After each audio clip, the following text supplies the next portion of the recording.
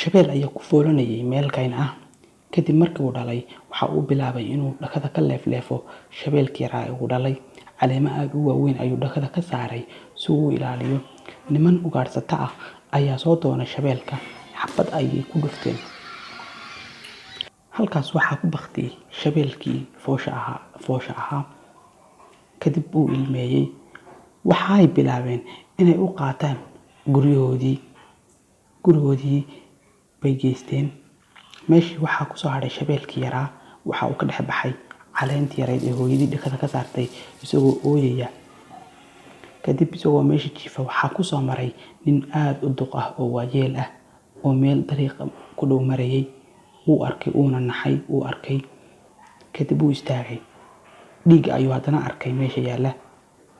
Kadib waxaa u soo baxday go'aan ah inuu korsado shabeelkaas oo uu qaato noloshiisa inta ka dhiman. Waa kan oo uu qaatay. Waxa uu rabaa inuu la mataaneeyo rida halkan ku nool iyo waxarahan. Shabeelkii yaraa hadda waxa uu shaqayaa ridii. Ridan ayaa hooyo u noqotay oo booska hooyadii u buuxisay. Si maalinle ayuu u raacaa walaalihiisa yaryar ee waxaraha ah. Kadib maalin walba uu raaci jiray isagoo weynaaday. Intii ayuu ka soo koray shabeelkii. Maalin ayay damceen inay aadaan meel biyo ah si ay biyo uga soo cabaan.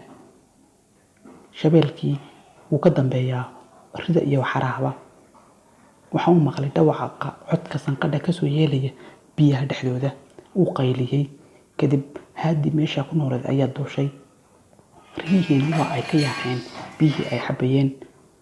Waxa uu hadda bilaabay sidii uu u tijaabin lahaa waxa ka dhex yeelaya codka sanqadha ka soo dhex yeelaya biyaha dhexdooda. Riyuhu waa ay fiirinayaan. Shabeelkuna wuu eegayaa waxa ka soo bixi doona biyaha meesha ku jira. Wuu ku dhaqaaqay oo uu ku dhawaaday. Mar kale ayuu si fiican uga hubinayaa meesha waxa ka jira.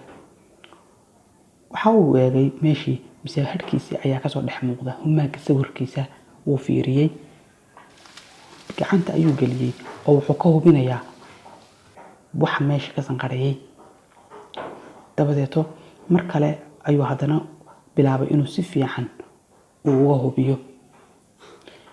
Daawade shabeelkani waxa uu markastaba ka fikirayaa badqabka walaalihiisii yaryaraa ee uu la koray. Riyihii ayaa si kalsooni ku dheehan tahay uga cabaya hadda meesha. Tani waa sheekada shabeelkii yaraa ee rajayga ahaa. Waad mahadsan tahay ku soo dhawow channelkeena. Fadlan subscribe saar. Kala soco sheekooyin xiiso leh oo badan oo aan idiin soo wadno. Mahadsanidin.